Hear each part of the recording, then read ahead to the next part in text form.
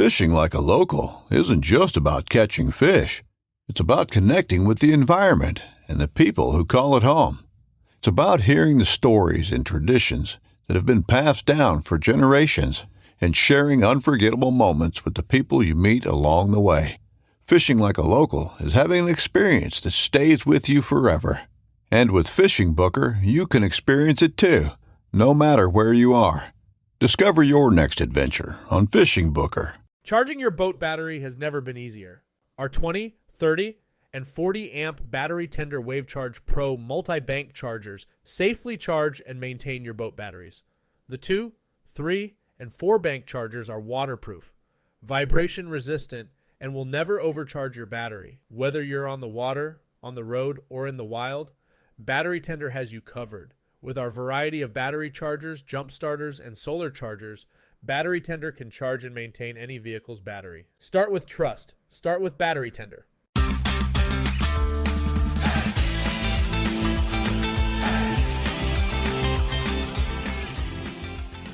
Hello and welcome to the Publicly Challenged Podcast. I'm your host, Luke Oswald, and I hope you join me on my quest for knowledge to become a better public land hunter, angler, and forager. Stick with this and who knows, maybe we will learn something together.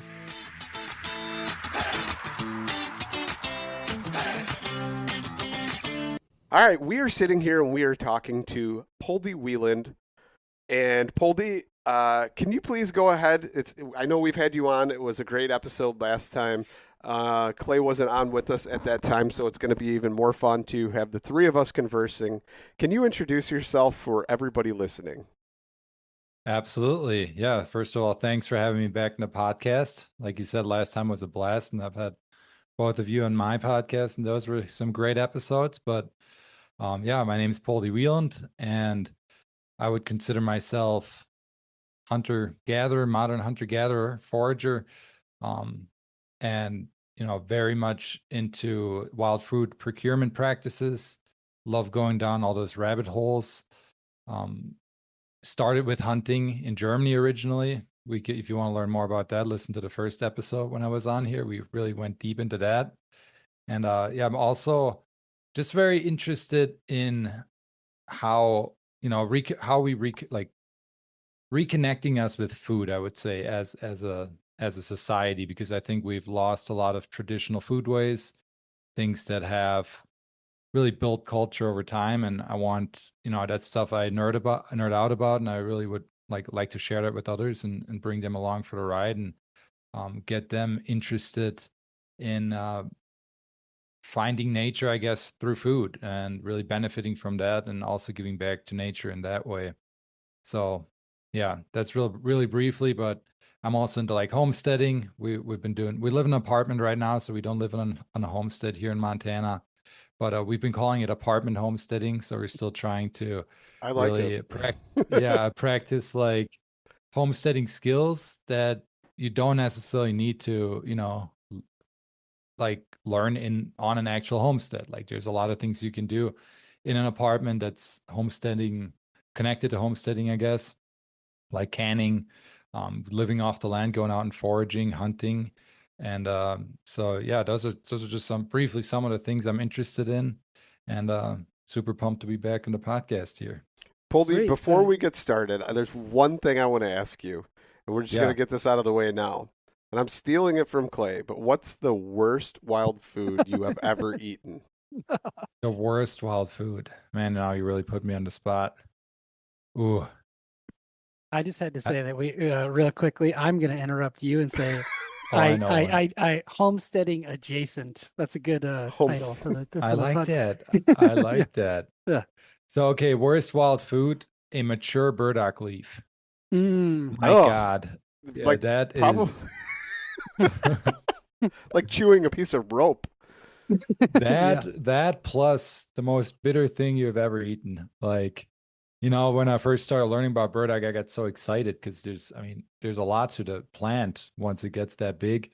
I'm like, oh my God, look at all this food. And then, yeah, you take it home and you try it. Should have tried it out in the field. And it's like, holy crap, this is disgusting. Yeah. Yeah. But then that led to some other rabbit holes on burdock. So yeah, that's cool. Yeah. One time years and years ago when I was first into foraging. I made a whole soup with burdock leaves, and that was god awful. I ended up throwing away most of the soup. So you didn't serve it to your family first? Like, hey, look what I made, guys.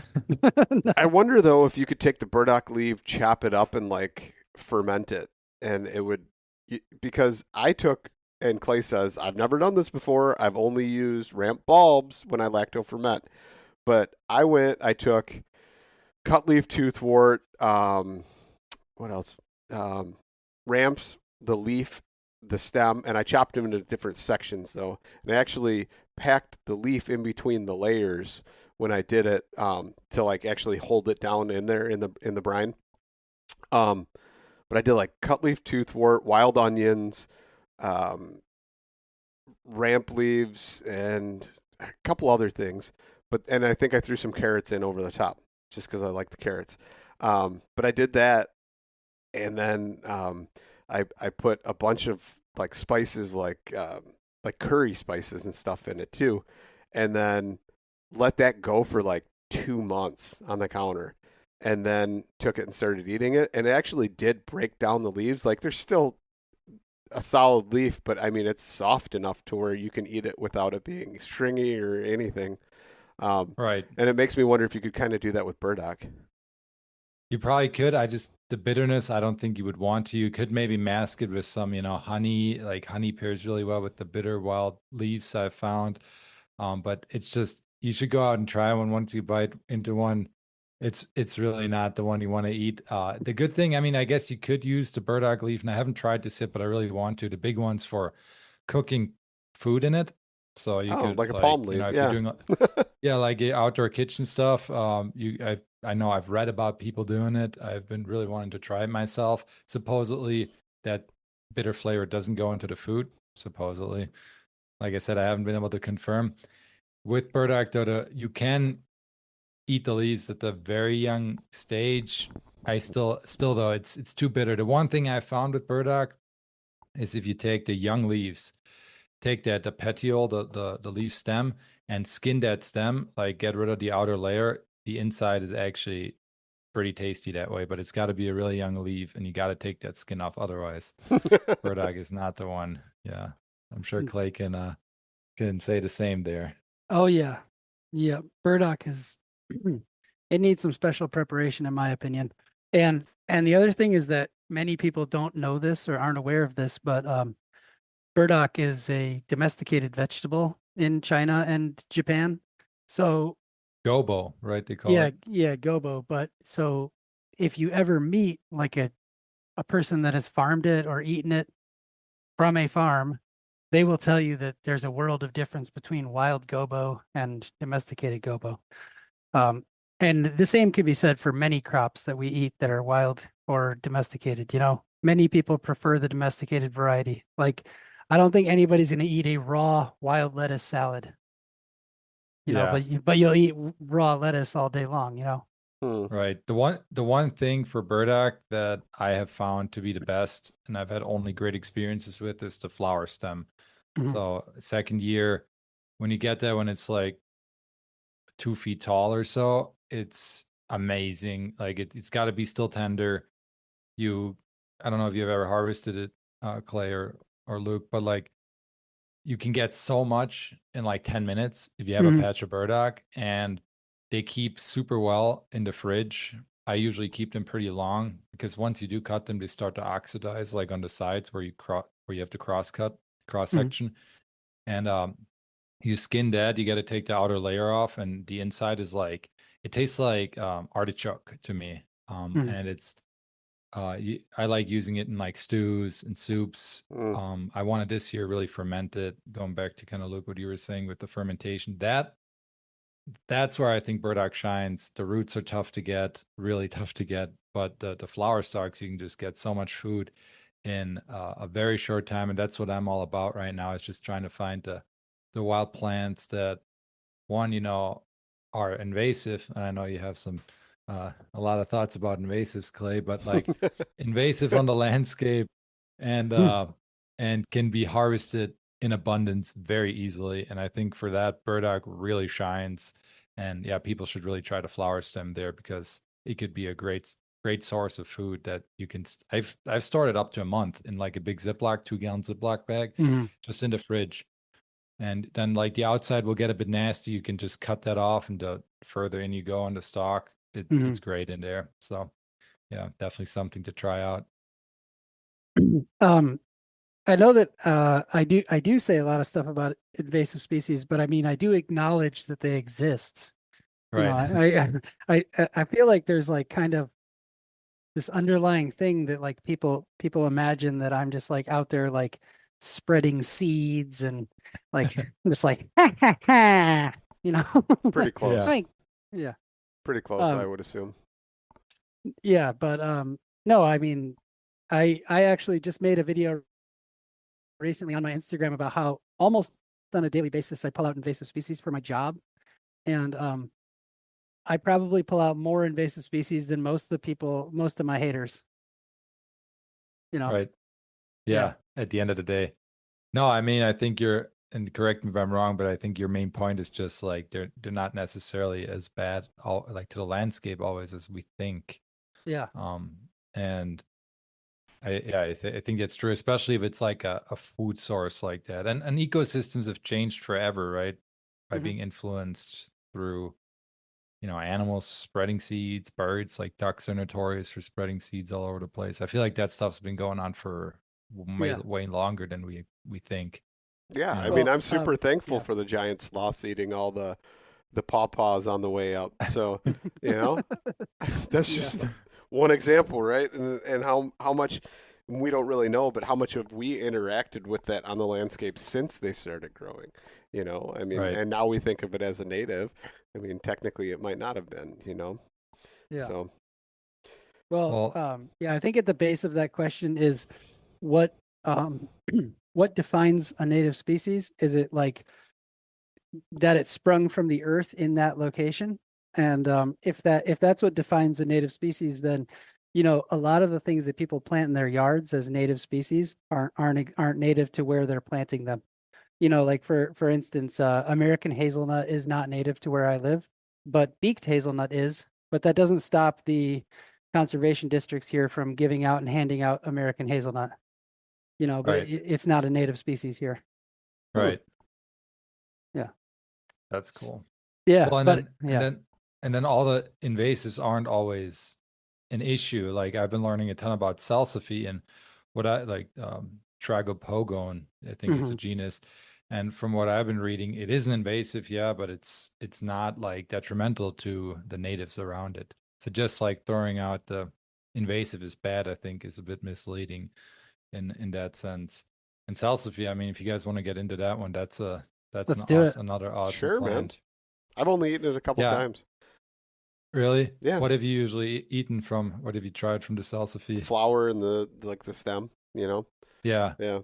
Yeah, that I've been so like I learned about it like 3 years ago, and that's what I mostly was going after, like the young flower stem and the flowers.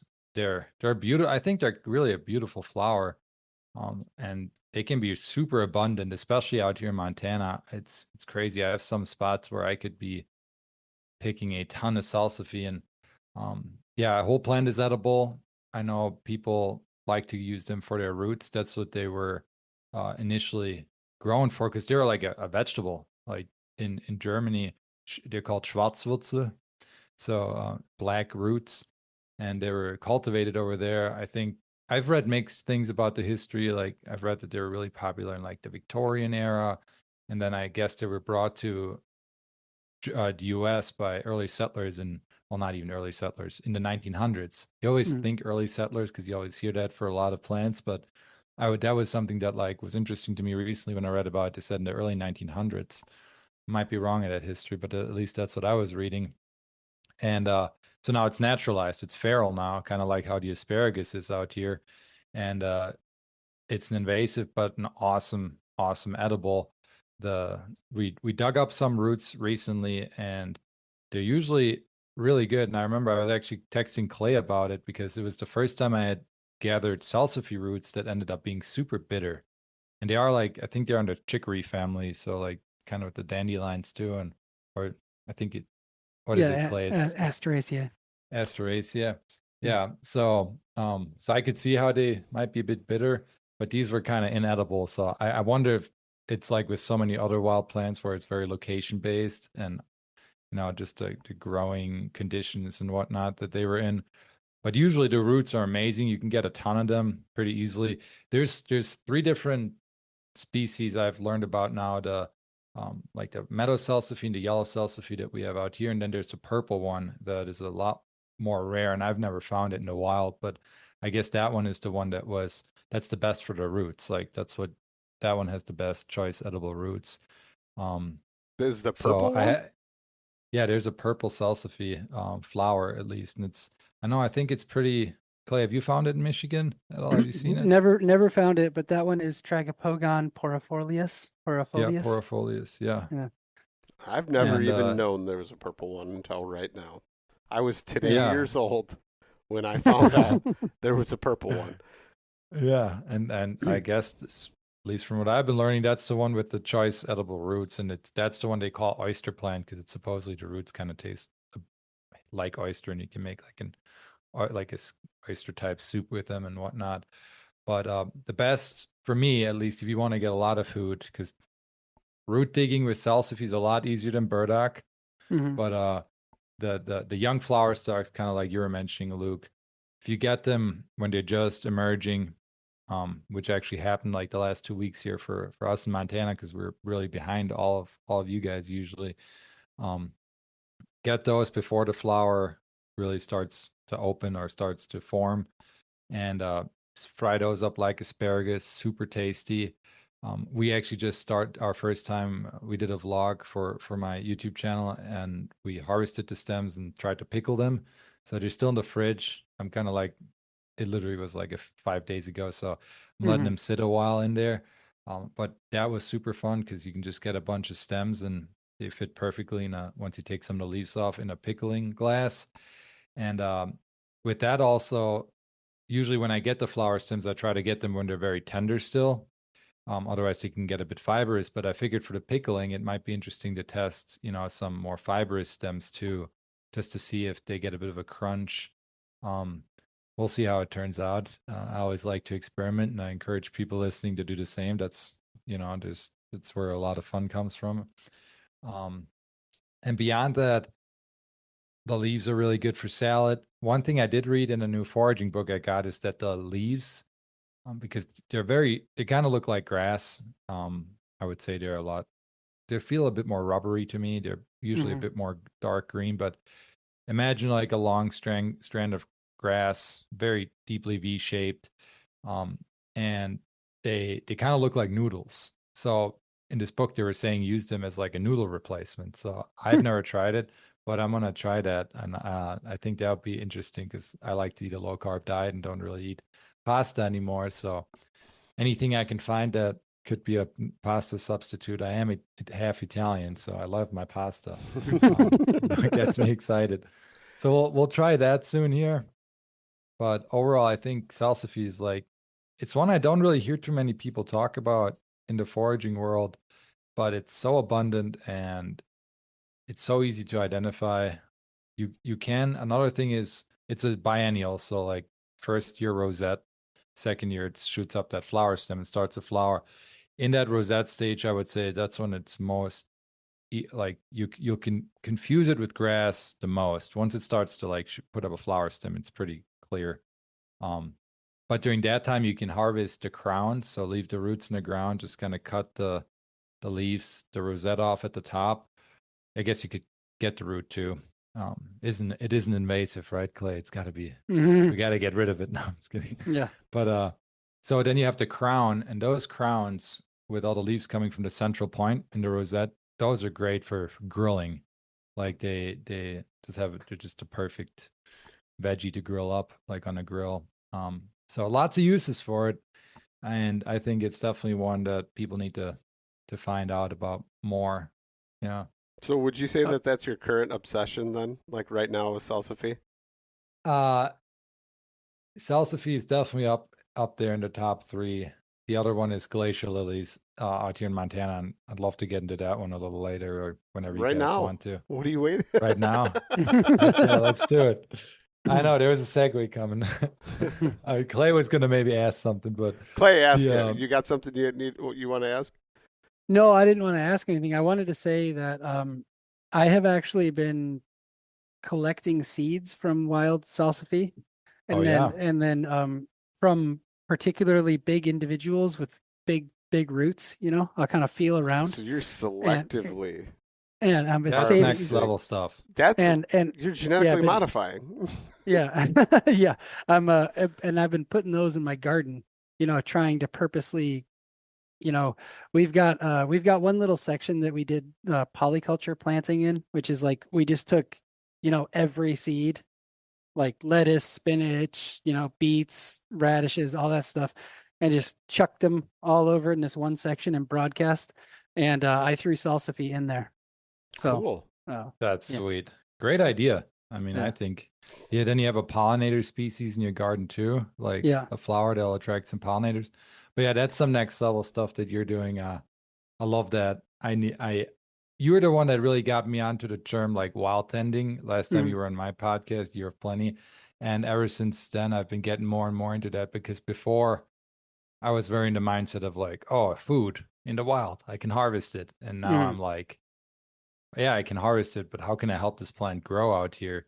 And Yeah. how can I like get more of it? Like get this wild garden going that I don't have to water. I Yeah. can just go and harvest from, right? So that's one of my big new obsessions this year. I actually signed up for a foraging walk to learn more about like yampa seed collecting and stuff like that, which is another plant that grows out here. So yeah, the wild tending, I think more people like who want to get into foraging or already forage really should look into, because that's what native people have been doing for Mhm. thousands of years. Like I think a lot of the species we have on the landscape, like oaks even and hickory, like some of the forests we have, I think are there because they were wild tended. Like it was a wild garden that they cultivated. And I know there's like even a book where I think it's called 1942, 1492 or something like that, where they talk about the Amazon actually being potentially like a giant wild garden that, was set like grown in a way, cultivated. But yeah, anyway, the salsify, like selectively doing that. And then also I was thinking I'll get into glacial in a sec, but I was thinking about, because my girlfriend Lindy found her first oyster mushrooms this year, and they were ginormous, like the biggest oysters I've ever found. And I was like sending them to some of my ecology buddies, and they're like, yeah, these are giant, like kind of look like winter oysters, but it was in spring, and just like a good genetics like in the mushrooms. So I was thinking, why don't I like get a spore print and try to inoculate logs, or at least freeze these spores, so I can potentially do it in the future once we can do like the mushroom logs and whatnot.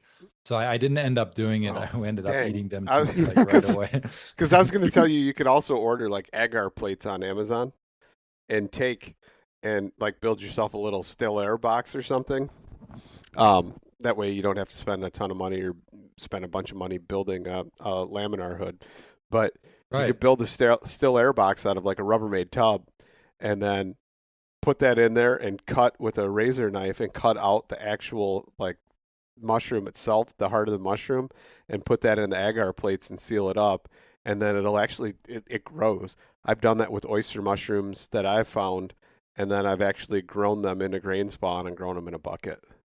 It's just cool. Yeah. That I'll have to look more into that, because like, yeah, that's again, this next level stuff as a forager. I think when you can actually go out and, especially from a mushroom, like harvest those genetics, right? And do that. And I've done it. I've done it with morels and got them to grow on the agar and start to like mycelium grow, and then I try and transfer it to like different spawn, and it does nothing.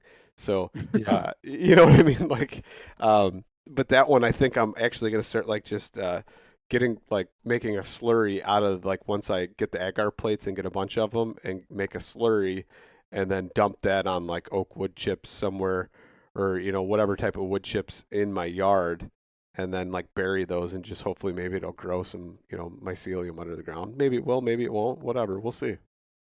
Yep, I actually just still have some in the fridge, some just dried morels, because we out here in Montana again, we just finished kind of the river bottom morel season, so those are more the ones you'd get, in the Midwest, kind of around where you guys are, the yellows, the grays, and now about You're into the it's burns June. now, It's huh? like it's the beginning of June now. Yeah, now the burns start to go. We haven't had many burns around. There's one like 4 hours away, but I think I'm gonna have to make a little weekend trip up there. But yeah, morel slurry, another great experiment for people to try. But yeah, so glacier lilies. I that's definitely, I think, my new obsession. That, and obviously the salsify have been kind of an obsession, but the glacier lilies, I wrote down the scientific name just for if people want to look it up, and then I'm probably going to butcher the names. Go for it. So, Butcher it.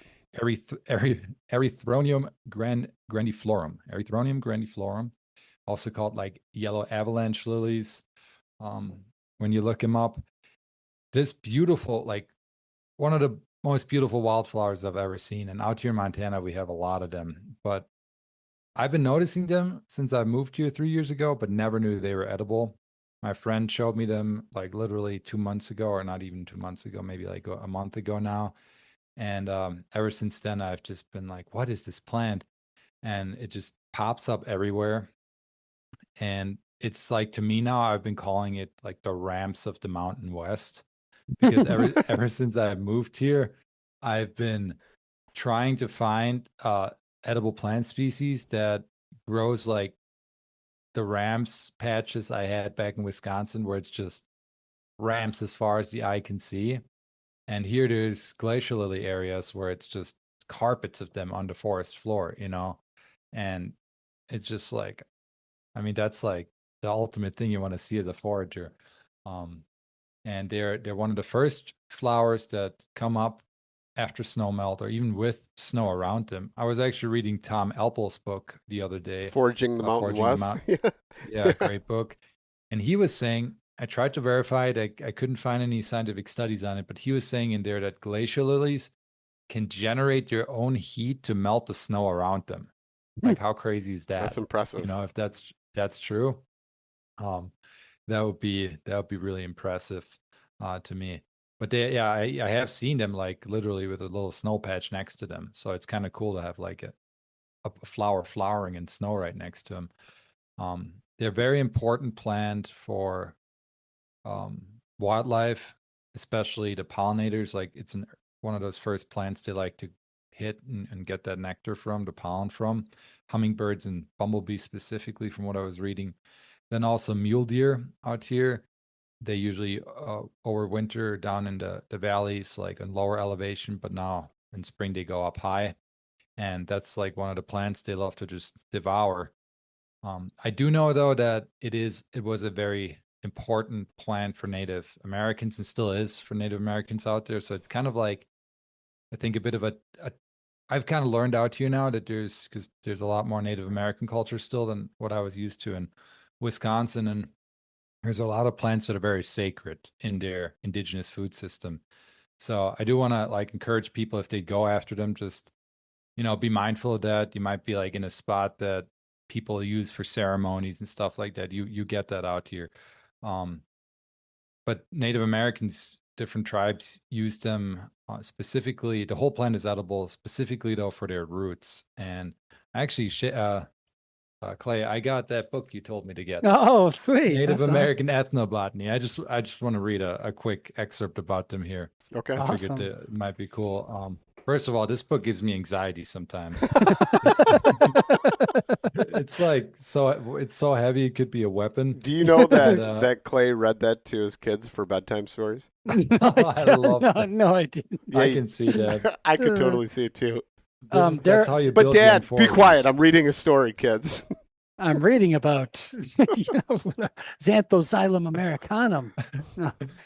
It's just, there's so many plants in here. It's expensive, but it's worth getting. There's so many plants in here that it's like the anxiety comes from oh man, I'll never learn all of these in my life ever. You know, there's major FOMO that comes with this book.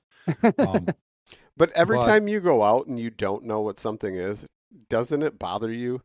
Because to me, I look around and I'm yeah, like, I have no idea what that is. Why don't I know what that is? Let's text yeah, Clay, and see if he knows what it is. yeah, Clay doesn't know what it that's is. They don't have that by him. Okay, well, what is this? Like, and that's the value of having friends who are also into this. I've talked about this in my podcast. Like, find your friend group that's really as obsessed about the wild food as you are, because then you can live multiple lives through Mhm. them. You know, it's not like you learn about 20 plants in your life or 30, I don't know. Clay probably knows 500.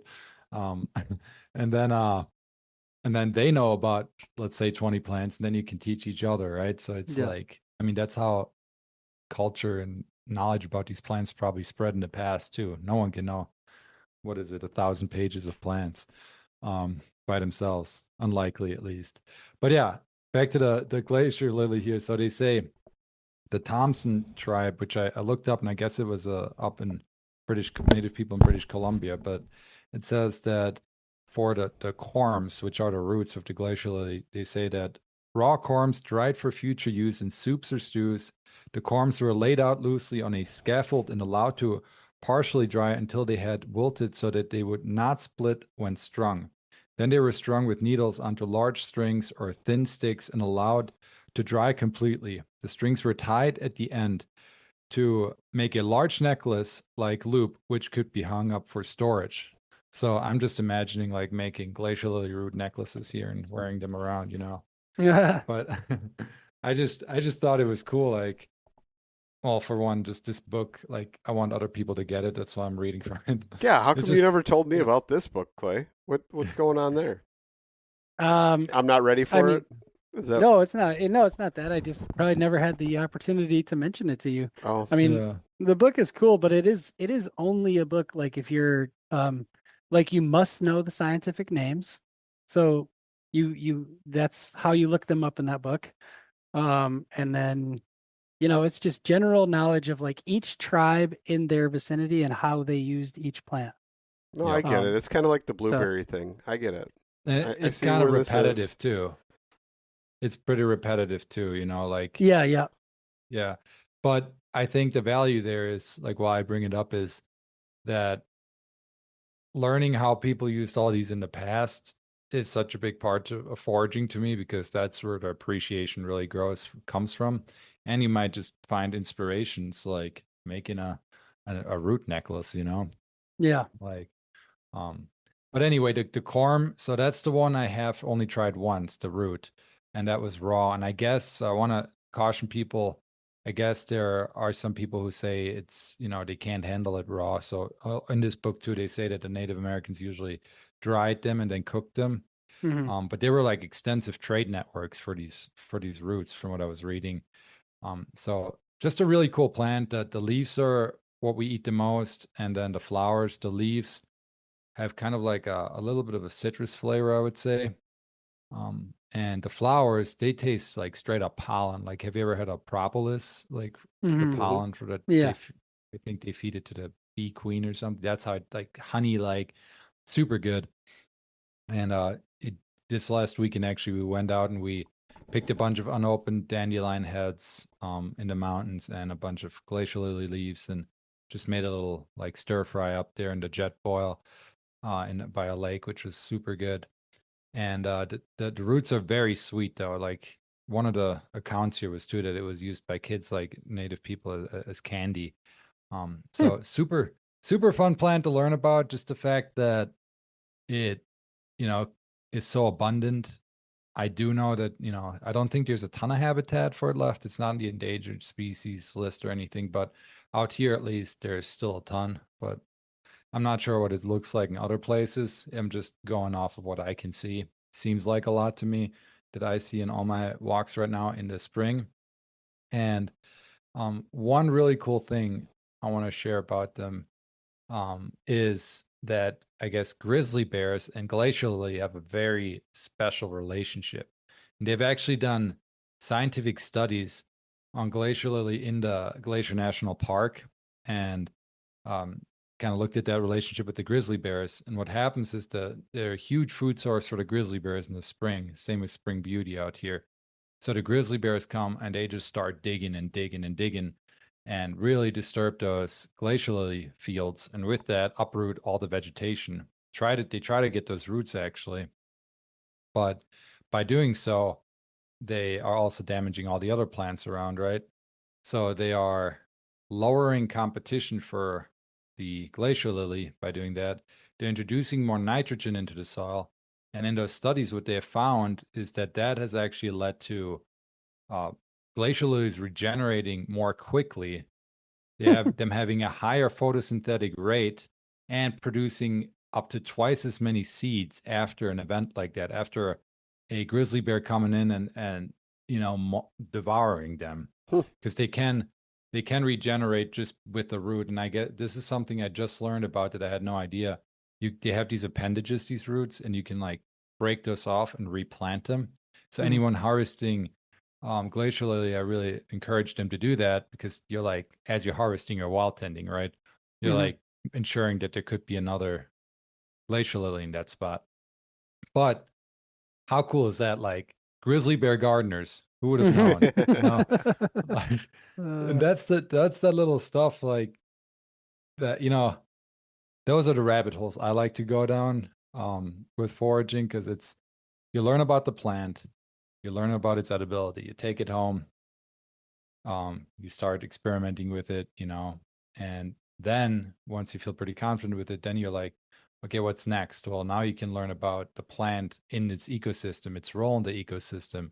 What is its relationship with animals and fungi, and like that, and then also like how have people used it in the past? Like that's really what grows that appreciation for nature as a whole. And that's kind of like how I was saying at the beginning. I want to help people reconnect to nature through food. So, yeah, I think glacial lily is a great one to wild tend like that. And seems like if grizzly bears can garden it and wild tend it, I'm sure more people could do it too.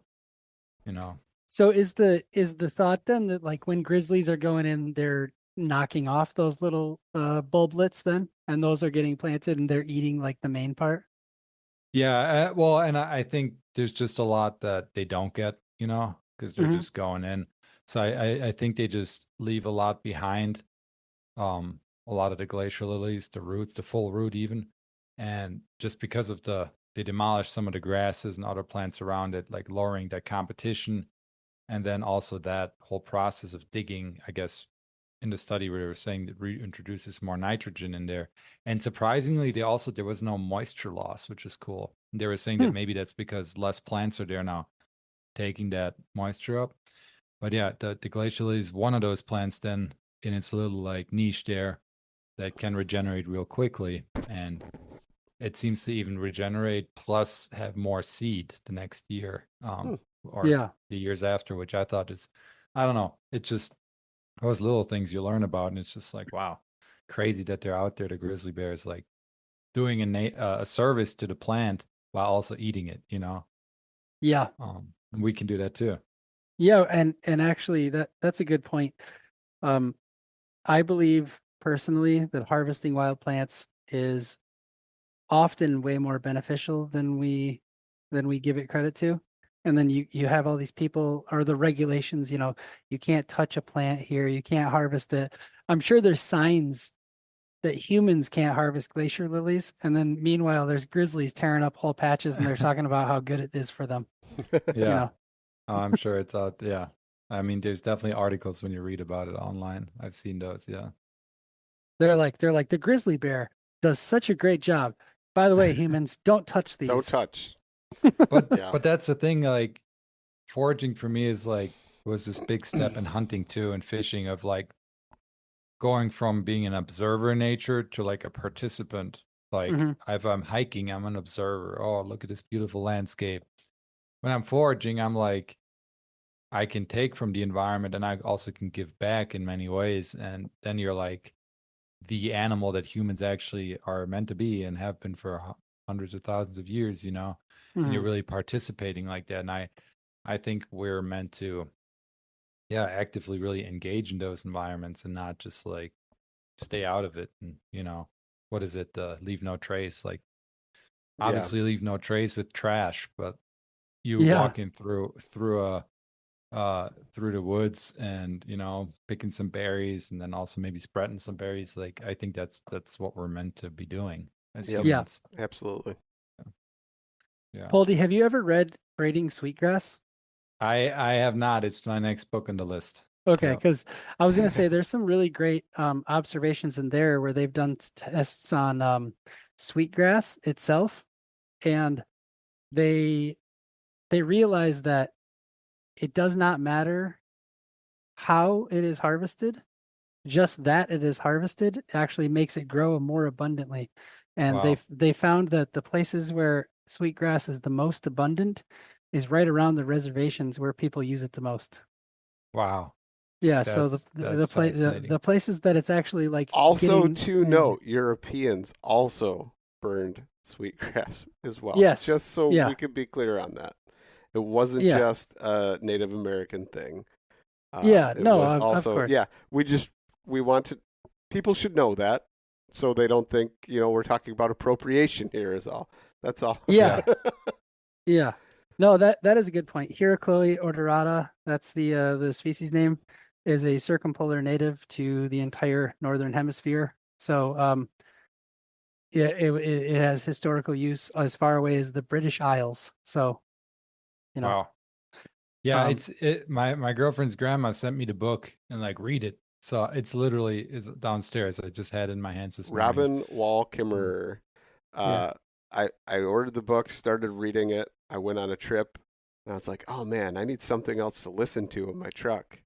And I almost fell asleep to her voice narrating the book. Why? Just because it was like 2 a.m. and I was driving from Montana. I don't remember where, but it was like from Montana into South Dakota North Dakota. And that is just like that stretch of Montana and that stretch of North Dakota is the most desolate, boring stretch of highway at nighttime, other than the fact that you almost kill an antelope or a mule deer about every 5 miles. Yeah. It's a real issue out here. But other than that, I mean, it is just nothing going on, no services anywhere. I mean, when you see signs on the highway that say no services offered, it's like you're getting off to go to somebody's ranch or you're staying on the highway. And so I just got in a bit of highway hypnosis listening to her voice, and I almost fell asleep. And I was like, oh, I got to turn this off. And then it was like 90s rock and metal the rest of the way. Some Rammstein. Yeah, a little bit, I think, actually, yeah. Oh my God. Whatever, whatever was in there, man. No, I would have just pulled over. I'm not afraid to, like there's different types. It wasn't because of that though. It was like it got my mind just like wrapped up into the story, and the voice was soft. And I think at the point in the story, she was talking about her pond and like just over the years, the things and her daughters. And it was just like this story, right? And it just like lulled me into this trance, like this highway trance. And I was like, oh man, like, I'll read it in the morning. Yep. I had to turn it off. And then I'm like, all right, let's jam out. And and then I was good. No, there's nothing better to me than a 20-minute roadside nap. Just pull over, take 20 minutes, wake up. You're like, wow, I feel great. I can't do that. Wake though. up like, and I get tried outside. I tried to. It's 3 hours later. Wake up and get outside to see if you can find some plants too while you're at it. In the middle of the night on the side of the highway. Yeah. What is that guy doing? I've actually been stopped by the police for being pulled over looking at plants on the side of the road. Really? Yeah. Officer, I swear I was just looking at plants. I wasn't like peeing or anything. I promise. I was just looking at plants. There was no indecent exposure. No, there's cool plants sometimes that you can see only on the highway. And I think it would probably surprise people to know that some of the pictures that I put up on Instagram over the years have been just highway, like on the side of the highway. Like I'll see a plant and I'm like, oh my God, I got to get a picture of that. Like in one that I can definitely say last year I took pictures of Michigan lily, which is a pretty rare lily species. And that was just literally right on side of the highway. Did you know That's an interesting point, I think. Um, just real quick, because I see that too. I notice like all these like plants being like prime specimens usually on the side of the highway or in neighborhoods. Mhm. Like I don't really forage from those spots because of the pesticides and heavy metals and like, you know, fertilizer. That's probably why they're all prime specimens. But like I walk through my neighborhood here and there's all these edible plants, and it's a great way to like hone your ID skills because it's so easy. You just walk out the door, 5 minutes, you're over there, and you can literally look at these plants week after week, day after day, even if you really wanted to, and get to meet them and see them develop through the stages. And I think that's like super important when you're trying to learn about a new plant, so people shouldn't overlook those spots like highways, neighborhoods, and all that. a lot of the time the just a reason little for the aside. highways, sorry, but I'll forget it if I don't say it. Mhm. So a lot of the times the highways, though, there's actually coalitions that are petitioning for the reintroduction of native species of different flowers and plants, and that's why a lot of times you see them on the highways is because they've actually been introduced there. Um, and Illinois has had a wildflower restoration program where they've done that. Texas is another one where they did that, to where they restored the balance of the bluebonnet. And that's why driving down the highways, you see the most bluebonnets of anywhere, like in the entire state, is along the highways, because they own the easements and all the land in between. And it's a great spot to be able to introduce them to where nobody is going to be able to disturb them until they're established, because you're not going to just stop on the highway and run to that piece of property, unless you're Clay. Yeah.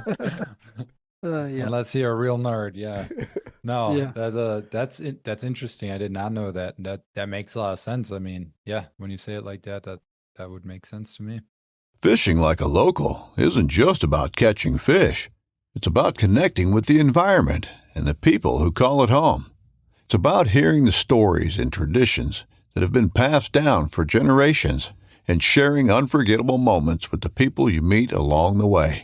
Fishing like a local is having an experience that stays with you forever. And with Fishing Booker, you can experience it too, no matter where you are. Discover your next adventure on Fishing Booker. Yeah. Sure. That was it. So, before we got going recording, you told us that you had a really cool hunting story. I'd love to hear yeah. that. Okay, I'll try to keep it as short as No, I can. go long. Or Go not. long. All right, Let's we'll go hear it. I long. want the details. Yeah, so last year, Lindy and I and my brother, it was on private land. Well, private and public actually, but we had permission to hunt on some private land. First night we go there, I shoot a mule deer doe, 320 yards, my furthest shot I've ever done, and she was down. So we pack her up, go back to my girlfriend's parents' house. Next day we go out to the same area to try to get some more deer or elk out there. And my brother was along. He has never he had up until that point never shot a deer. He's tried for many years, but it's hunting, so it's not always guaranteed. And my girlfriend had never shot an elk. So we're going on this private ranch, and first thing in the morning, we see a really big bull elk like cross across the road. And, I'm like, oh, I was like, let's get out of the car and we'll shoot it right away. We'll get over the fence. And of course, that did not work at all. He immediately saw us as soon as I opened the door and was gone. So that whole day, we were just kind of driving around the property and going on out here, the properties are really big. So we're like out there going on little tops. It's more eastern Montana, so it's not huge mountains, but still decent.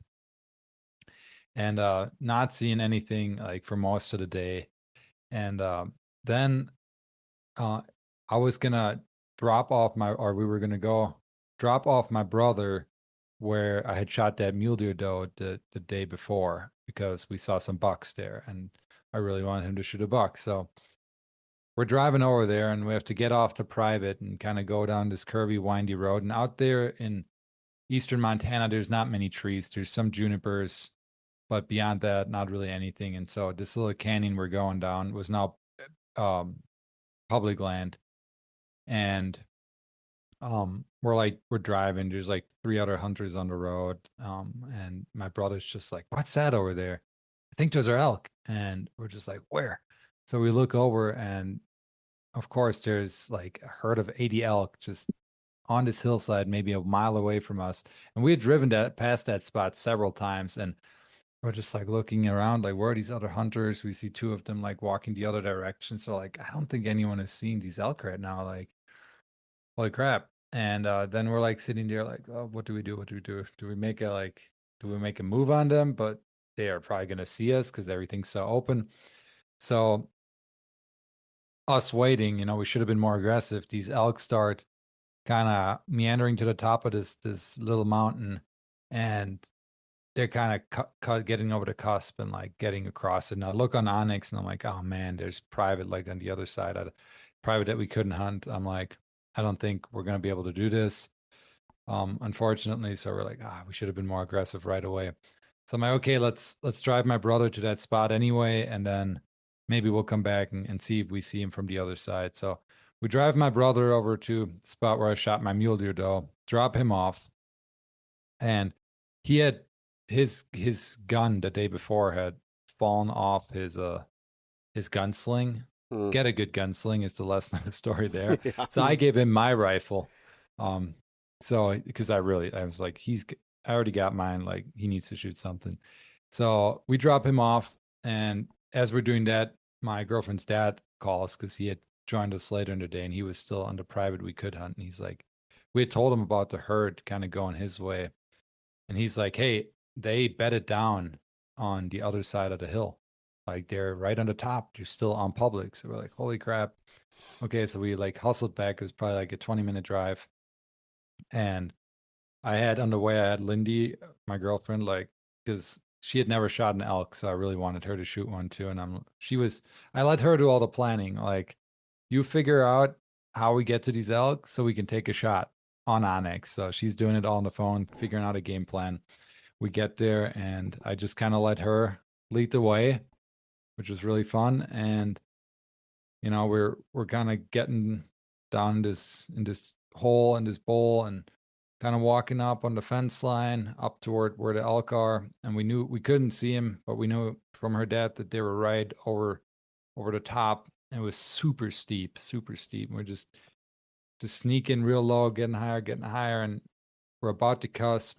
And at that point, you want to be really careful because no trees again. As soon as you cusp, they'll see you. So we're like crawling on all fours, going up in like really deep snow, trying to get up there. And we're like found this log to kind of prop up on. We look up and there's the herd of elk, like started ranging them 180 yards, like perfect, right? So now we're like sitting there and the wind is just blowing and roaring, and it's probably on the other side, it goes down maybe like 300 yards until it's private. Again, the private fence. And Lindy's getting her gun ready and everything. And all the elk were bedded down besides some calves. So that ended. And I was like, what do you want to shoot? Like, she's like, well, we saw there were a bunch of spikes in that herd. It was pretty late in the season. So they were all grouped up and there was one decent sized bull. So she's like, oh, I want to shoot the bull. I'm like, oh, okay, fine. Can't eat the horns, Lindy. Like, your first elk, take whatever you can get. But she was really pumped about the bull. So we ended up laying in that snow for 3 hours, waiting for that bull to stand up. And it was cold, but she was tough. She really wanted that bull. So finally the bull stands up, right? And she gets ready. I range again, like 170, 180 yards, something like that. Lindy gets ready. He's broadside, pulls the trigger, click, gun doesn't go off. Oh no. Of course, like she like reloads right away. By the time she reloads, bull lays back down. We're like, oh no. Oh no. Like, what just happened? Is this real life? And then after that, she was like, okay, I'm going to shoot a cow. Like, because we were like, we might have to wait another 2 hours for this bull to move. So we waited for the next cow to stand up. That was a big cow because we want the meat. That's our main goal every time we go hunting. And, it's tough in a herd like that because so many elk are standing up and then one stands up, but then there's 4 elk behind them. So you don't want to shoot. But elk stands up and Lindy shoots. Bam, I see it like hit her well in the breadbasket. But elk are tough freaking creatures. She was shooting at 270. And of course, the herd like gets up. Everyone gets up. There's a bunch of elk there. And her cow is just like wavering, like kind of looking around. Didn't drop right away. And in that moment, I could have shot that bull with her gun, but I decided not to because I was like, well, I already have that mule deer doe. We're about to have this cow. I don't know what my brother's going to do. And Lindy's dad and brother were in the private further away, also trying to get an elk. So I'm like, holy crap, I should probably not shoot this elk because then I'm basically carrying down 2 elk down the mountain. And so yeah, they were standing there for like 8 minutes, but then they moved off and the cow went into her wound bed, which I was so surprised about because afterwards, like we looked and the way she shot was totally fine.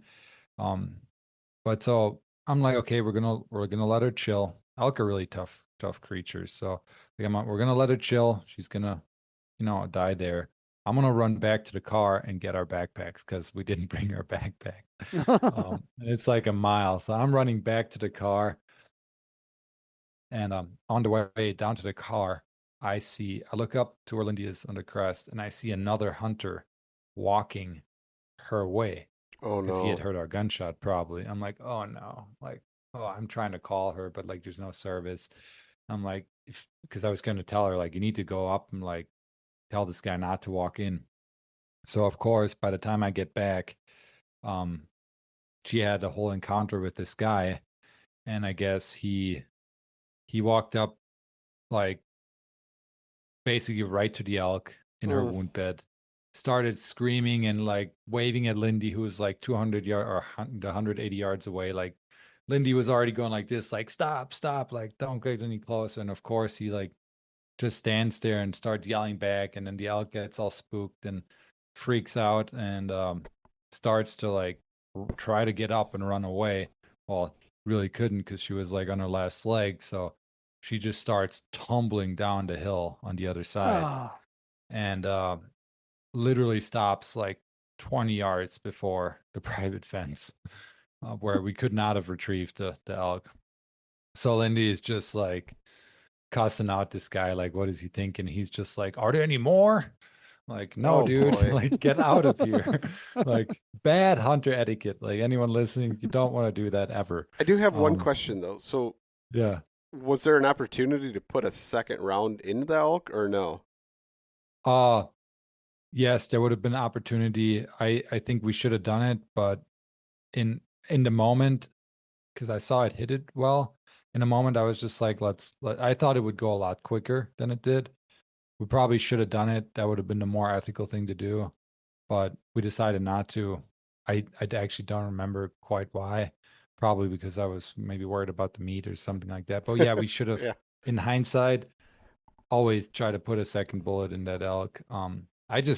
The way she hit it, I thought it was going to end a lot Expire quicker. a lot quicker. Yeah. Yeah, expire a lot quicker. But yeah, so now this elk is on the other side of the mountain. Oh, And boy.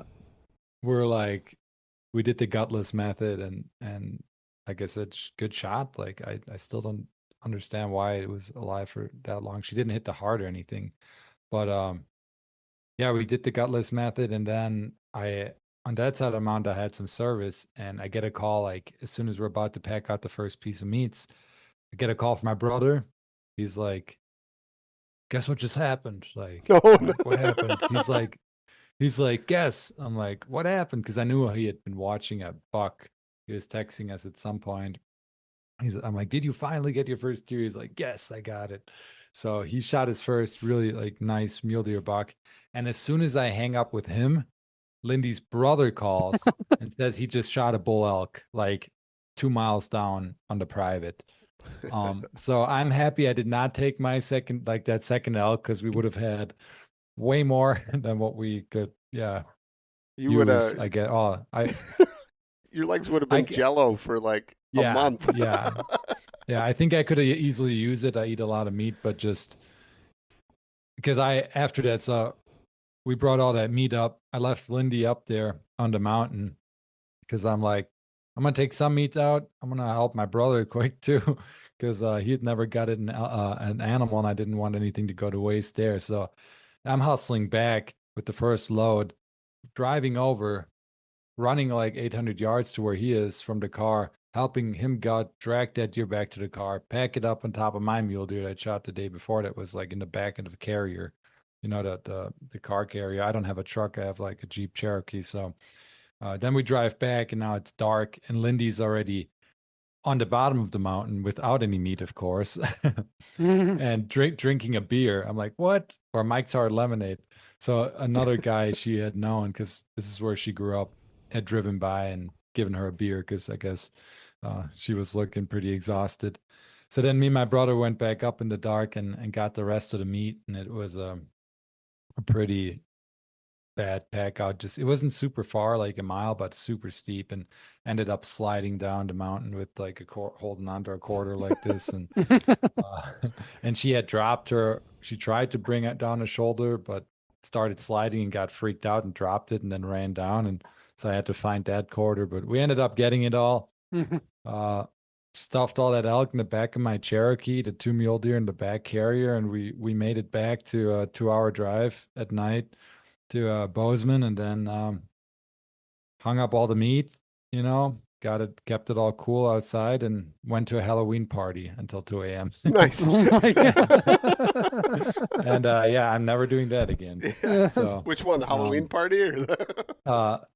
just that kind of day. I think I hardly drank any water, and had like a few little like Duke sausages. It was just, the next day was not fun. You're like so full of adrenaline when all that happens that you don't realize it. And then you're like, of course I can go to a Halloween party. Yeah. And then the next day you're like, oh my God, what did I just do? So that was last year's probably the best day I've had hunting ever, just because, like I said, my brother, I've been trying to help him get a deer for years now. Lindy got her first elk, and Garrett, her brother, who hadn't shot an elk in years, finally got one too. And I got my mule deer doe. Like, it was just, awesome day. Meat rich. Awesome day. For meat rich is right. yeah, for listeners that don't understand, can you quickly go over the gutless method? Yeah.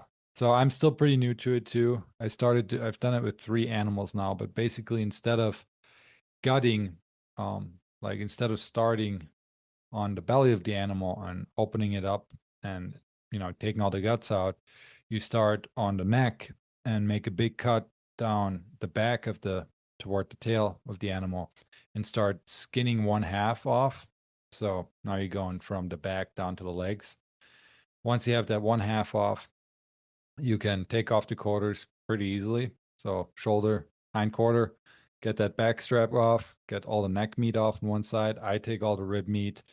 From there, you can even make a cut in the ribs to reach in, get the tenderloins, and get the heart, liver, whatever organs you want to keep. Always keep those organs. They're so nutritious. And then you basically, what I always will do then is just flip the animal, which with an elk can be actually pretty tough, especially if you're alone. And then from there, do the same thing again. And usually you end up not having to dig into guts at all, because if you think about it in grizzly bear country, if you're actually going in and doing the normal gutting method, now you get blood like up to your shoulders.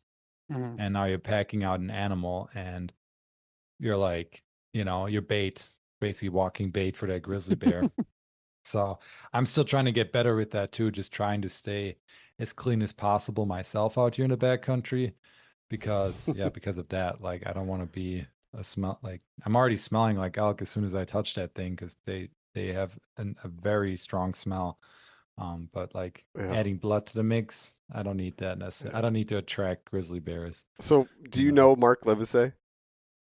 I know him. Yeah, I've Okay. done his course actually, but I've never met him. So Mark, him and I talk, and he was telling me a story a long time ago. I did a podcast with him, and he was telling me a story about. He's like, and if anybody knows Mark, they know that like 95% of the time he does not wear underwear, and so.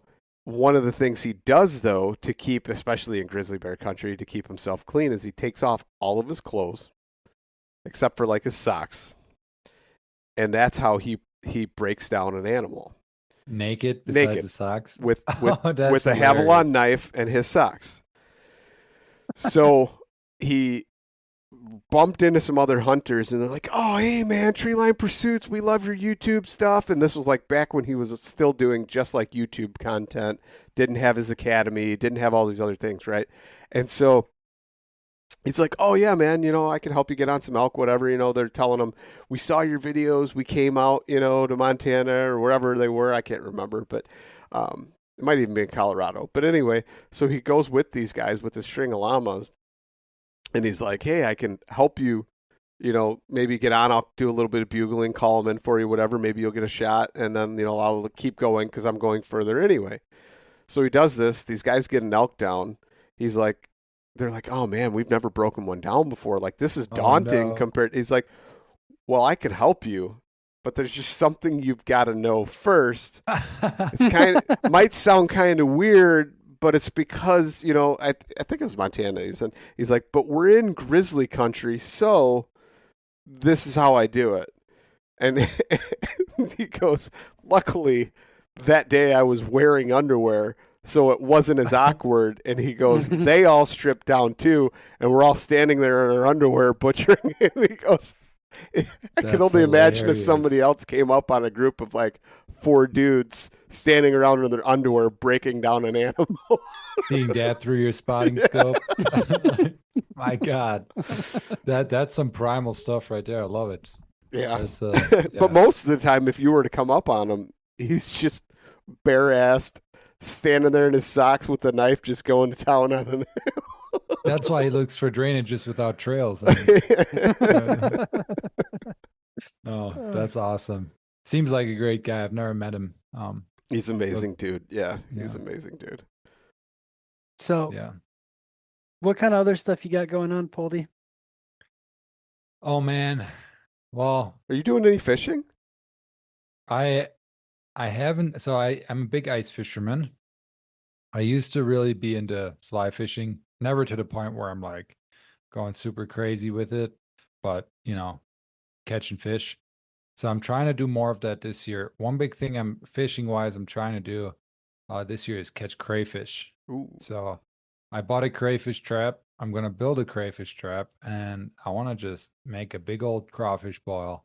So that's been on my list of goals to do for a long time. And there's a good amount of crayfish out here. I've actually, in the Gallatin River here by Bozeman, I've seen crayfish like mini lobsters, pretty big. Wow. Not going to say that they're all going to be that big. My buddy Hayden here, he's done it. He says they're usually decently small, but I think that's another, another wild food source that a lot of us aren't really taking advantage of anymore. And I'd assume there's a lot of them out there. I haven't done that kind of that research yet, but so that's something I want to do. And then get a bit more into fly fishing again. I tend to stay away from eating fish like more than once a week. I am a bit concerned with the heavy metals and the PSFAs and all the plastics, but also on the other hand, it's like I'm not going to let that stop my love for eating fish. I love eating fish and actually just going out and fishing. We did last year. We did a pretty crazy fishing trip with my girlfriend's parents and their friend who is like, he isn't a guide, but he's just a dude that likes to take people fishing, and he will literally pick up people on the side of the road or at the pier and like, "Hey, you want to go fishing?" That's awesome.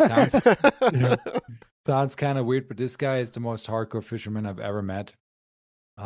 He told me that he had spent 3 days on his 20-foot boat, and he only ate a sandwich a day, so he wouldn't have to get off and go to the bathroom, like go take a poop, And on like a drift boat or something, or no, like on a It's a salmon boat. I don't know Okay. exactly what kind. It's like 20 feet or so. But we were out in Washington with him for 5 days, going hard, 4 a.m. till 9 p.m. every day. Trying to beat the other fishermen out there. After we got back, butcher all the fish right away, vacuum seal them. It was a grind. But he got us on some fish. We ended up catching 52 salmon, 180 pounds of fish, and we got to keep half of that. So our freezer is still pretty stacked with salmon right now. That's awesome. So I haven't been having to have to fish much. Even ice fishing last year, I didn't get out that much as I usually like to do. I'd like to catch some of those big old perch though. Like you guys have some giant lake perch. Yes, but like it's very limited to. It's not like how Wisconsin was. Like I lived up in La Crosse, Wisconsin, by the Mississippi, and there we call it the Mississippi Gold. Like early season ice fishing with tip downs, you like 2 inches of ice, you can crush some perch. But yeah, there are definitely some lakes out here that have some really big perch. I've only found one lake so far. Most of what you get out here is trout, which I've tried to find more unique ways of cooking them. I am in the past too. Yeah, but not a huge fan of trout. I like trout. I mean, it just gets a bit old after time. So I kind of pivoted to burbot ice fishing 2 years ago. The ling cod, awesome fish. They call them poor man's lobster. Did a whole podcast episode on those too, like ice fishing for them, because I kind of got obsessed with them for a bit there. So yeah, doing some fishing, but mostly, I mean, for me, the red meat is my main primary food source. I eat like 1 pound to 2 pounds of meat a day. And then supplement that with some wild veggies and call it a day. Like I like to cook simple, and the foraging is just super exciting because it's more than you can get after. Like and it's a multi-year learning process. So is hunting and fishing, but like with foraging, you have more opportunity during the year because you have the different seasons. But that also means that it's really hard to keep up with it. I think you find a spot and then you get distracted by the next plant, and then like you forget to go back to the plant you were just looking at a week ago, kind of deal. So this year I really broke my rule usually that I tell people who are just getting into it is like focus on one plant a season and try to really learn it, like follow it throughout the season and like see it develop. This year, and I try to kind of stick to that, but it's just like I've been getting very squirrely with foraging, where I'm like, oh, shiny, like this thing, and then the latest shiny plant, object, and then that plant, and then you have all these foraging books that have a ton of plants in them. You're like, holy crap, there's so much food all around us, and trying to learn it as quick as possible can get also a bit overwhelming. So yeah, but yeah, red meat and veggies all the way for me. What about I'm sure you have mountain huckleberries out there. Oh yeah. Yeah. Do you do any like big endeavors to pick those? So not like you do with blueberries, but the most of them are not where I am. They're more in the mountain in the northwest of Montana, up by Glacier. So I found some spots here, but I have to hike in like 3 hours, and it's not the most fun hike. And they're pretty slow picking. I would say they're, from what I've experienced out here now, they're pretty abundant in that spot, but it's still like it takes me like an hour to get a gallon bag, which I think it's probably, I mean, I'm sure you're picking a lot more blueberries in that time where you are. Yeah. And but this year I'm hoping to really go up towards Glacier, like northwestern Montana, and really see those spots where you can just pick and pick and pick. Issue is it's always archery elk season during that time here. Oh, so, wow. So it's what a bummer. The priorities there. But last year I made a nice wild berry wine with a huckleberry, serviceberry, some chokecherry, and wild strawberries. So that I like to use them that way. I still have a little bit of huckleberry frozen for like make a nice wild game sauce, with your deer and elk, like a little chutney or something like that. I think chutney is more a cherry thing, but You know what I mean? Like a Yeah. little sweet Yeah. berry sauce. So there's fun ways of using them. We really got into making ice cream this year, like Mm. a healthy 3-4 ingredient ice cream. People don't realize, but all you really need is heavy cream. Like get a good local heavy cream from like grass-fed cows, raw egg yolks, good raw egg yolks, or even better, raw duck egg yolks.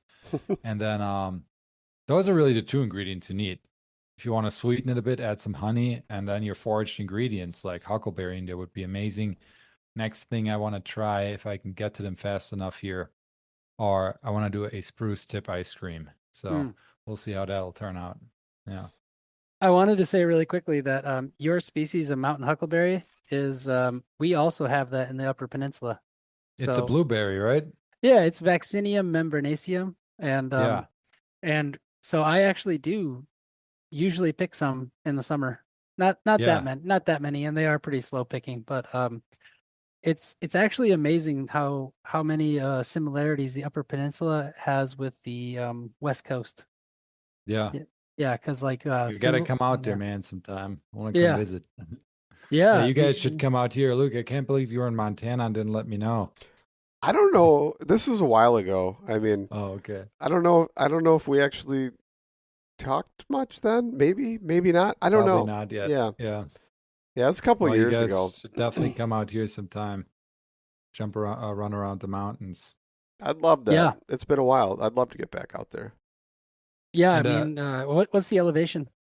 Where I live, it's about 4,000 to 4,500, and That's then not bad till you when we're start going- hiking up.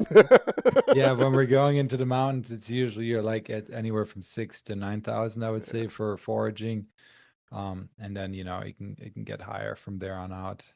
Wow. But usually I don't really. I am sure there's edible plants up there. I just haven't really discovered them yet. I Yeah. haven't really been looking for them up there. Yeah, Yeah. There's definitely edible meat up there. that's right. Bighorn sheep and stuff like that. And some Nanny mountain goats. lakes with trout in them and stuff Oh, like okay. that. I see. Yeah. Yeah, that elevation is killer, man. I was just recently in Arizona and couldn't understand how anybody could just like exist in that. I've been doing a thing where I'm running every single day. Like I've been trying to drop weight. And so I'm going for runs every single day. And while I was out in Arizona, I was at like 7,000 or 8,000 feet. It's And tough. I was going for these runs, man. And I'm just like, Yeah, it So- takes a couple days to acclimate, and then all of a It sudden you're does. there. Yeah. I noticed the big thing is hydration. Yep. Really, really helps. Like the first time I ever went out to Colorado and was like trying to hunt elk, I didn't even realize, but I wasn't drinking that much. And then all of a sudden I'm like, and the elevation was just killing me. And then I was like, man, I don't even know the last time I actually hydrated. It's been hours, Yeah, So you I started, forget. I started drinking, and then all that night, like back at camp, started drinking water again. And by the next day I was fine, and I was making it right up the hills, like no problem, but it was like day 3 at that point. Right. That's big. And the other thing is people don't realize how many calories they burn just being up there. Like your basal metabolic rate just goes up. And I was doing some research into it a while back for when I did a talk on like making your own backcountry food and nutrition and stuff like that. And they put some of those Fitbits or whatever it was, some of those calorie trackers and some hunters, and they were burning like on average 6,000 calories on like 12-hour days up in the mountains. Well, that's And, like, wasn't yeah. there a study on ones that were like sheep hunters that were carrying, and like they were carrying around a 60-pound pack as they were hiking? And I want to say it was more than that. It was like It might have been an average yeah. of like, it was like 15 to 1,800 calories an hour they were burning in like an 8-hour day of hiking. It was insane, the amount of calories. And they're like, there's nothing you could do to replace 15,000 calories a day. Like nothing you could do. Yeah, it's really really tough. That's, I mean, the only thing I guess you can do is come with a little bit of body fat, Yeah. you know? I would be You're not- perfect. Hey, Yeah. that's like I've always got a little bit of handles going on. Like even at my lightest, I've always got just a little bit, right? A little bit of that love handle, the love chub. And when I came off the mountain after like 10 or 12 days, my handles were actually hanging. Like there was nothing. It was just skin hanging. And I'm like, man, I could have ate like peanut butter cups all day, every day up there, and I would have been okay. Wow. Yeah. I know that you do pay a lot of attention to nutrition and stuff. I say I also do too, but it's just weird. Me and Luke are the exact same age. You know, we're both. Well, no, I mean, right now, technically, you're not 41 yet. I Not am yet, 41. no. Yeah. Yeah, I'm 41, but he'll be 41 sooner or later. And it's just like when you get older, I swear to God, man, like I just looked because I was just curious, but I have 22,000 steps today. I mean, I take an enormous amount of steps every day. I'm very active. I go for runs, and now I'm like, okay, what else can I do to like lose weight? That's no joke, Clay. Like for real though, the stuff to where I used to kind of let myself go a little bit. Like there would be periods where I would slack and slide, and then I'd be like, okay, I'm gonna get back into it, and I could, and just like that, I could drop the weight, and then within like 2 months, be back in like whatever shape I was where I got out of it. And now, if you backslide, like after my surgery and everything, where I couldn't do anything and my wrist was just, you know what I mean, and it was wintertime and it wasn't like I was doing a ton of walks and all that kind of stuff. It is so hard to get back into all that. It's insane. Just age really changes those things. Yeah. I actually didn't believe people when I was younger, and they said that, and now I'm 41, and I'm like, they were telling the truth. Yeah. I wonder if like, you know how like there's what they call biohacking, to where you find out like your genotype, your whatever, and all these different things, and then you do all these other things to get to that. Like, have you ever looked into that, Poldi? Like, yeah, I definitely have. I mean, a lot of like the nutrition now is going to more like what you just said, where you get actual genome tests done on you, and you know, you personalize your diet very much to your genes. But I think for me, the biggest thing has been kind of just going back to, you know, how humans have lived forever. Like I don't really eat any processed food. The only thing in terms of processed food I usually eat is like, you know, maybe like a keto bar here and there where the ingredients are still pretty decent.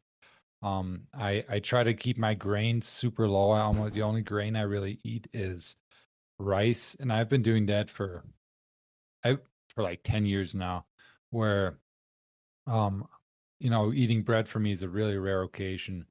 And that I think the grains, as much as I think they were an important plant in the last like 10,000 years of human evolution. For most of human evolution, I don't think we had these domesticated grains and these super rich carbohydrate food sources. So like for me, a low carb diet has worked great, and kind of switching between that too, though, because 2 years ago I did like carnivore with just fruit. That was the first year after like 8 years that I introduced fruit again.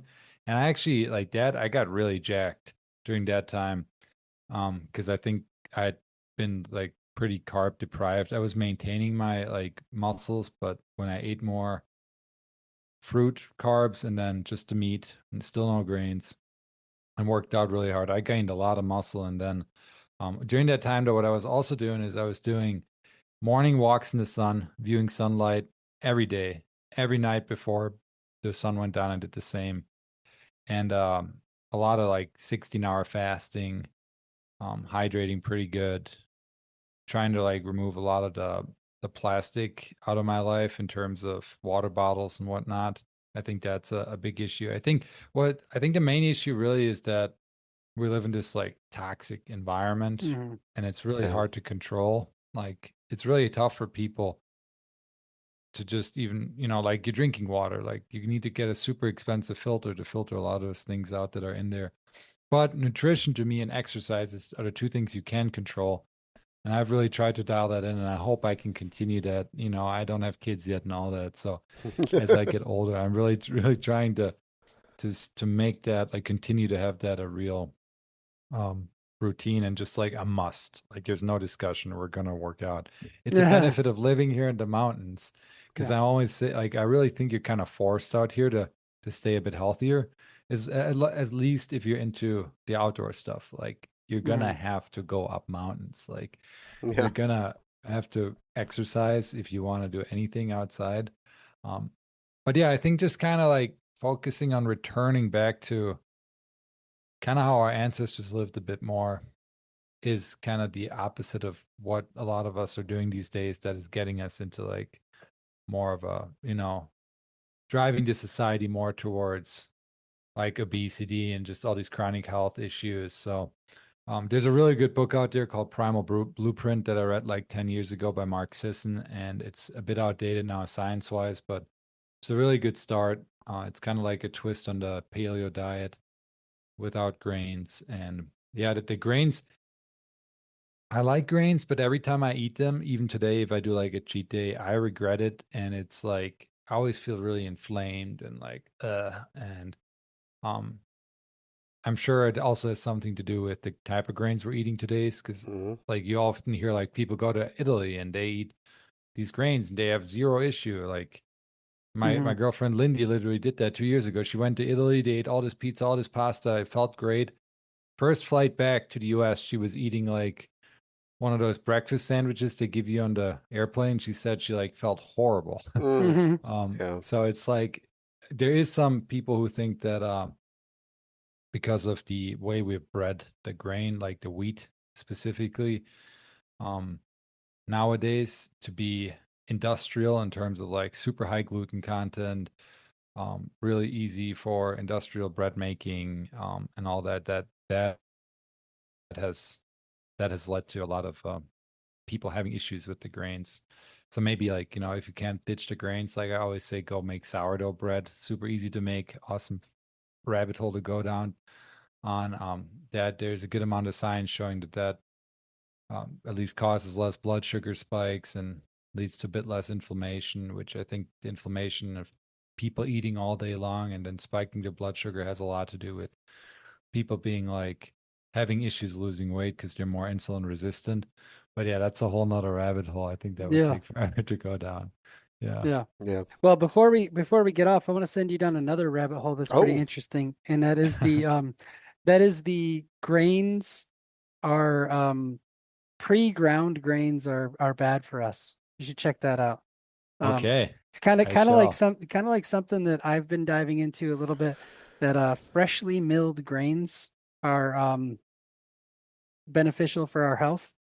Yeah. And that ever since we started doing it like ahead of time and removing the germ and Right. all that stuff. Well, yeah, the germ was huge when we removed that. Yeah. But anyway, that's a rabbit hole for another time. I will do that. I've not heard of that. And then also fermenting, of course, that's a good benefit. Like that's all like that again, though, it's more ancestral, right? Like that's what people have been doing forever. So that's kind of return to that. Try to do more of that in your life, I guess, is my main message. Yeah. Well, Poldi, how can people find you and your wonderfully informative podcast? Yeah. So first of all, thanks guys for having me on here again. It was super fun this time. I'm happy you guys joined forces. I think you guys are a great team and bring really good information on, both sides of the aisle. Like, and Luke more with hunting, you more with foraging, and I know you're both trying to learn from each other too. So that's awesome. But yeah, people can find the podcast is Year of Plenty. That's on all the podcast platforms. The website is theyearofplenty.com. And then I also just started the YouTube channel where we're uploading the videos of the podcasts. I have like a whole catalog of them that I still need to get up, but the newer ones are up. And then we're doing like more vloggy type foraging videos right now. So, just trying to find a good balance of kind of showing our lifestyle a bit and making it a bit funny, and also showing the knowledge or things that we're learning about, that we're experimenting about, because we're just in this learning phase too. I'm still I've been foraging for like, I don't even know, 6, 7 years now, but still, you always learn more. I'm not nearly to Clay's level. What have you? You're like 20 years in, Clay, I think, if I I'm remember like, correctly. yeah, something like 18. Yeah. Yeah, that's Jesus. That's Mm. awesome. Yeah, so definitely check out the YouTube. The handle there is at Year of Plenty Video, or if you look up Year of Plenty Kitchen Traditional Food Ways. I might change that name in the future, but I'm trying to like not just do that as foraging, but the podcast really is about, the mission is to, like, my whole content, the mission is to make people more resilient through food. So it's homesteading, some apartment homesteading. We're going to do some videos around that too. The wild food and the nutrition. So like trying to bring that all under one house, I guess. And it's been really fun. And yeah, I've been meeting great people like you guys. So always fun to connect with fellow nerds. Awesome. Well, thank you Yeah. so much, Poldi. Thank you for coming on, and thank you for sharing your experiences, your knowledge that you've gained, and your insights on things. It's always interesting to see your view and your approach, and see how other people are doing it. Totally. Yeah, and you guys, same. Like, keep up the great work. You guys have been pumping out tons of episodes, so that's great. Love it. Yeah. Thanks, man. You too. Your podcast is awesome. So we'll have to Sweet. join forces again sometime. Yeah, Absolutely. let's do it. I've had you both on separate. Let's do one together. Okay. Sweet. Awesome. All right. Talk to you later, man. Cool. Bye-bye.